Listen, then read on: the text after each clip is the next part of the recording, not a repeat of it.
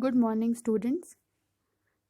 Okay, so this is the second chapter of entrepreneurship, chapter number 2, environment scanning.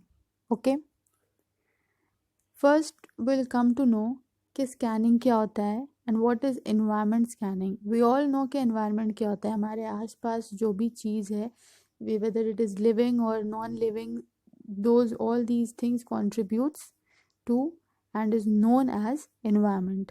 ठीक है. Now इसको scan करा जाता है. Okay, whoever the entrepreneur is or whoever the businessman is or whoever the person is who is going to start a new business, he will start a business after scanning it. And why it is done? It is done and it is proved that those institutions which analyze the environment is successful and earning maximum profit through various studies. It has been proved that any entrepreneur or any organization or any institutions who has done this environment scanning before starting their business has proved to be successful because they have analyzed the whole atmosphere where they are going to begin, where they are going to start. ठीक है, तो first we'll study why it is important. Why it is important? It is important in quest of opportunities. Why? Because it tells you about the opportunities. जो भी opportunities market में available है, जो भी opportunities environment में available है, जो भी opportunities मतलब जो भी फ़ायदा तुमको जिस भी business से होगा वो कैसे पता चलेगा? With the help of environment scanning. We have studied opportunities क्या होता है. इन्वायरमेंट में जो भी अपॉर्चुनिटी होता है, फॉर एग्जांपल किसी एक एरिया को, take an example of some area जहाँ पे तुमको पता है कि यहाँ पे अगर you will start a new business of textile और you will start a new business of stationery shop और you will start a new business of BPO, that is business process outsourcing. ठीक है, इस तरह का कोई भी ऑर्गेनाइजेशन खोलते हैं तो यहाँ पे मेरे पास लेबरर्स बहुत ज़्यादा आएंगे. ठीक है, या प्लास्टिक का कोई फैक्ट्री खोलते हैं तो यहाँ पे हार्ड वर्किंग लोग हैं, यहाँ पे लेबरर्स ज़्यादा आएंगे. So that depends. एंड ये कैसे पता चला कि मेरे पास अपॉर्चुनिटी है, ये सब चीज़ में हम ज़्यादा से ज़्यादा प्रॉफिट गेन कर सकते, कैसे पता चला? Because that particular person has scanned the environment. Okay, second one is in maintaining the sustainability. Because after doing environment scanning, after identifying the opportunities and then scanning the environment, कुछ risk के बारे में entrepreneur को या जो आदमी है जो बिजनेस शुरू कर रहा है उसको पता चल जाता है.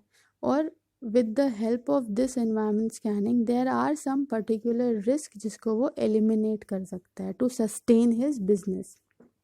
And number 3, in getting success, because उसको ज़्यादा से ज़्यादा मतलब 50 to 60% अप्रॉक्सीमेटली पता चल गया है नाउ कि किस तरह से वो अपने बिजनेस को आगे लेके जाएगा तो उसको ज़्यादा से ज़्यादा प्रॉफिट होगा. Next we have self adaptation. He is ready to adapt any kind of changes because he knows कि आगे चल के इस बिज़नेस में किस तरह का चेंजेस आने वाला है. ठीक है, next we have types of environment. वो कितने तरह के एनवायरनमेंट को स्कैन करता है? 2.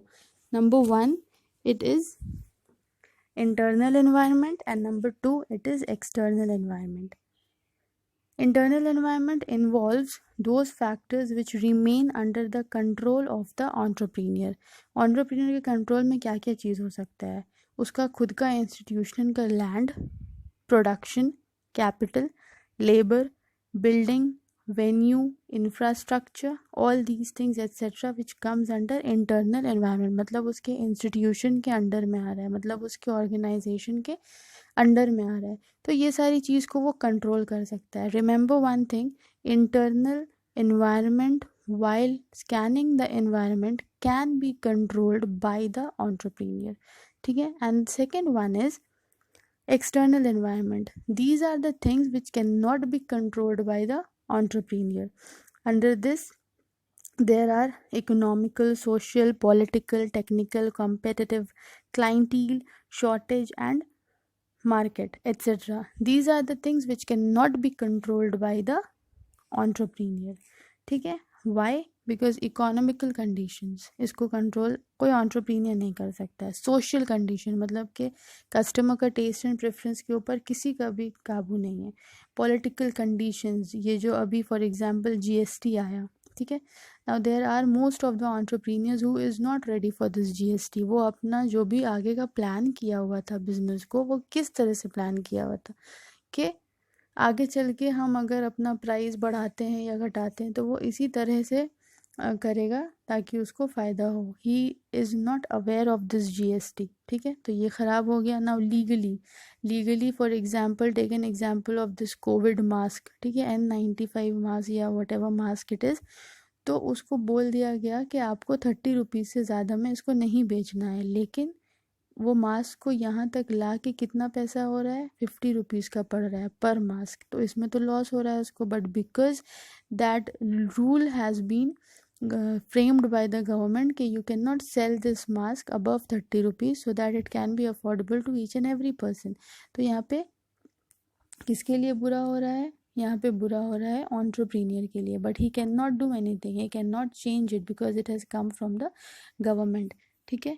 Then we have technical, there are several technologies जो बदल जाता है और एंटरप्रेन्योर उसको जल्दी से अडॉप्ट नहीं कर पाता है. उसके बाद we have these types of changes, these types of external changes like competition के लिए he is ready but he is not ready for extreme competitiveness. जब अचानक से बहुत ज़्यादा competition हो जाता है तो वो उसको भी टैकल नहीं कर पाता है. Next we have factors affecting environmental scanning. Topic का मतलब समझ जाओ पहले.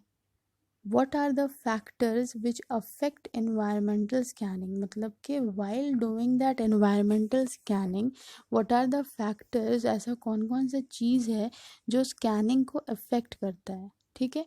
पहला, macro environment. It refers to the global environment in which an entrepreneur carry out his activities which include cultural factors which is beyond the control of entrepreneur. Next, micro environment. यहाँ पे macro और micro है. Macro मतलब हो गया आपका external environment, micro जो है वो हो गया आपका इंटरनल इन्वायरमेंट. ओके.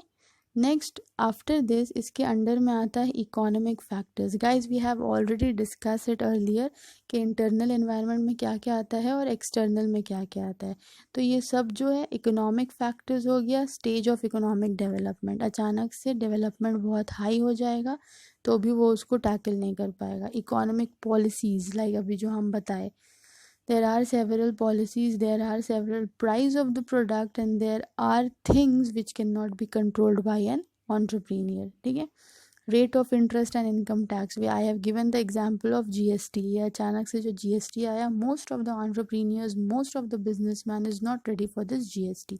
क्योंकि जिस कपड़े में या जिस फुटवेयर में वो 7% टैक्स लगाता था, अब वहाँ पे because it is ruled, because it is frame, because the policy, because the rule is framed by the government, वो 4% से ज़्यादा टैक्स नहीं ले पा रहा है, जिसमें उसको कहीं ना कहीं लॉस हो रहा है. दूसरा, market situation. Any time demand बहुत हाई हो जाता है, एनी टाइम डिमांड बहुत लो हो जाता है. Next we have social factors. Social factors includes our taste and preference, मतलब कि कस्टमर का टेस्ट और कस्टमर का प्रेफरेंस कैसा है पर्टिकुलर प्रोडक्ट को लेके, जो कि अचानक से बहुत हाई भी चल जाता है, कभी कभी अचानक से बहुत लो भी चले जाता है. Next we have political factors, like there are several political parties जो नहीं चाहते हैं कि बाहर की कंपनी आकर इंडिया में राज करे, ठीक है. मतलब they don't want multi national companies to come in India and do their work, and for that reason in some of the places there are particular products which is from a multinational company which has been banned. So these are the, और इसमें loss किसको हो रहा है? To the entrepreneurs of a multinational company. Next we have factors.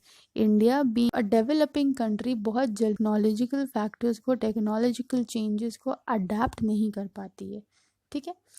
Remember one thing that ये जो हम बता रहे हैं, ये सारा चीज़ जो हम डिस्कस कर रहे हैं, these are the factors which affect your environmental scanning. Next we have legal factors.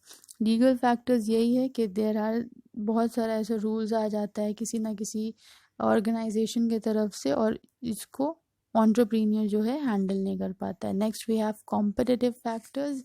So all these we have already studied in external factors. ठीक है. What is next? Next is, why is environmental scanning and analysis important? Why is it important? It is important because जो भी consequences होने वाला है आगे चल के, उसके बारे थोड़ा बहुत भी आइडिया हो जाता है, अप्रॉक्सीमेटली पता चल जाता है कि कुछ ना कुछ होने वाला है, या तो अच्छा या तो बहुत बुरा. Next we have, an entrepreneur is also required to be aware of the new products. कहीं ना कहीं ही हैज़ केम टू नो कि न्यू टेक्निक्स आएगा तो उससे नया प्रोडक्ट्स भी बन सकता है, जिससे क्या होगा, कंपटीशन बढ़ जाएगा. Next, in the process of environment study and analysis, apart from technological and market conditions, a forecasting and information processing is also included the social, economic, political and global conditions prevailing the environment. This means that apart from these all changes which we have studied, like technological changes, like political changes, like several other changes, बहुत बार ऐसा होता है कि global level पे change होता है, and of course we know कि इसको भी टैकल करना बहुत मुश्किल है एक entrepreneur. So in short, we can say an entrepreneur can only control his own institutions, his organization, his own land जहाँ पे उसका इंस्टीट्यूशन बेस्ड है, उसका प्रोडक्ट्स, उसका प्रोडक्शन, उसका मार्केटिंग. बट मार्केटिंग कंडीशन को भी वो कभी कभी टैकल नहीं कर पाता है because of the change in the taste and preference of a customer. Next topic में आएंगे हम, तो वो है nature of entrepreneurial environment. Nature of entrepreneurial environment. पहला है internal and external factors which we have discussed. दूसरा है fast changing environment. The environment is changing very fastly, very efficiently, and some or the other time it is difficult for entrepreneurs to adapt those changes. वो सब changes को वो लोग नहीं सह पाता है, पर बेयर नहीं कर पाता है. दूसरा थर्ड है geographical area. The size of the business is very important. ठीक है, विच कीप्स वेरिंग. कभी कभी बहुत बार ऐसे होता है कि entrepreneurs need a huge land, लेकिन क्योंकि वो लोग के पास नहीं है इतना बड़ा लैंड, तो वो लोग छोटे से ही जगह में अपना बिजनेस शुरू करता है. ठीक है. इंटरडिसिप्लिनरी फैक्टर्स क्यों है? Because of the differences between the caste, colour, creed, sex, ये सब में जो डिफरेंसेस है, इसके वजह से भी बहुत बार काम सही से नहीं हो पाता है. Next, all those varying factors जो चेंज होते रहता है, जैसे कि कल्चरल फैक्टर्स हो गया, जोग्राफिकल फैक्टर्स हो गया, टेक्निकल एस्पेक्ट्स हो गया, टेक्नोलॉजिकल फैक्टर्स हो गया. ठीक है, जो डे टू डे चेंज होते रहते हैं. Next, managing resources. It is very important to manage the resources. मतलब द पर्टिकुलर रिसोर्स जो अभी है उसके पास अवेलेबल, वो उसके पास है in that available area, but most of the time क्या होता है कि these resources are not available in that particular area. Next, we have vast or global market. He has to see the demands of the product globally. Okay. Next, we have exchange of information. He has to protect his information. सबको जाके नहीं बता सकता है वो, regarding his sales, regarding his finance and all those things. Threats and challenges, in short we can say the competitiveness and adapt. Next we have adapting to the changes, all the changes which goes on around the environment. It is very difficult for an entrepreneur कि उसको वो जल्दी से adapt कर सके. तो ये जो बहुत देर लगता है adapt करने में, इससे क्या होता है, इससे वो कई बार जो प्रॉफिट सोच के रखा होता है वो उतना प्रॉफिट तक नहीं जा पाता है. ठीक है. Now, what are the limitations of environment scanning? अभी तक हम लोग पढ़ रहे थे कि it is beneficial. In the first few sentences I have said that it has been proved कि जो institution environment scanning करता है वो कहीं ना कहीं successful institution होता है, लेकिन इसका कुछ criticism भी है, इसका कुछ disadvantages भी है, कुछ limitations भी है, जिसमें number 1 है influence of factors, no guarantee. There is no guarantee कि आप स्कैन जो कर रहे हैं वो एक्चुअली इट्स ओके और not, whether it is true और नॉट, ठीक है, whether you have scanned it properly और नॉट।